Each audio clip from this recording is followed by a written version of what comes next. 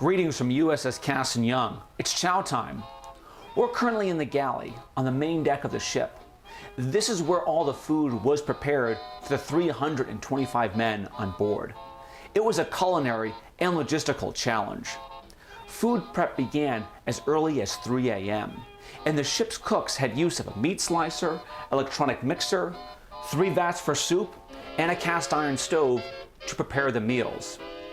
Pies, muffins, cakes, and bread were prepared around the clock, sometimes up to 100 loaves per day. Whatever was prepared here was then carried by hand to the 3 main messing areas. This included the wardroom on the main deck of the ship for the ship's officers, the Chief Petty Officer mess 1 deck below us, and the main mess for the majority of the crew 2 decks below us. During World War II, on average, it cost $21 per month to feed a sailor, roughly 69 cents per day.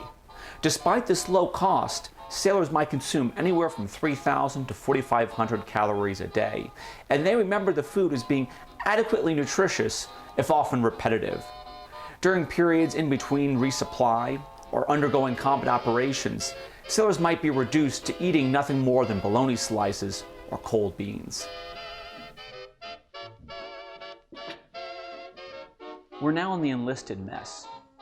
A ship like Cassin Young had 3 watches throughout the day. That meant, at any given time, only a third of the crew was actually on duty.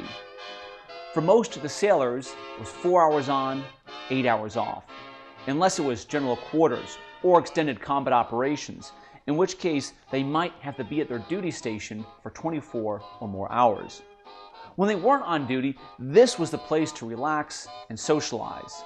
Sailors played board games, watched movies, organized boxing tournaments, and even gambled, although the Navy tried to prevent this by limiting the amount of cash they got in their paychecks. In the 1950s, a ship's store was also open. It had candy, cigarettes, deodorant, and even camera supplies, or other sundries that sailors might use. One of the more popular questions asked to all park rangers, no matter where you work, is where the bathrooms are. Now, if you were reporting for duty aboard USS Cassin Young, this may have also been a question that crossed your mind. Right now, we are in one of the bathroom facilities located above the enlisted mess. Now, bathroom facilities were also known as the head aboard ship, and this term comes from the early 18th century when seats of ease were located at the front or head of the ship.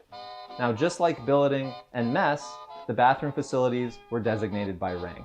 Water use for showers was the lowest priority use for the ship's fresh water supply. Fresh drinking water, however, was never a problem. Cassin Young could distill 12,000 gallons of water per day and could hold up to 16,000 gallons of potable water at a time. However, priority use for fresh water was for the ship's boilers. Water usage for drinking and cooking was usually curtailed during high-speed steaming. Sailors had to keep themselves and their uniforms clean as well. Laundry was done once a week, except in rough seas or if there was a fresh water shortage. Sailors had the use of a washer, a dryer, and a steam press to complete these duties.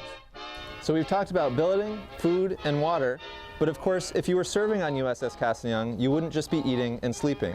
Join us next time as we get to work, starting with the weapon systems.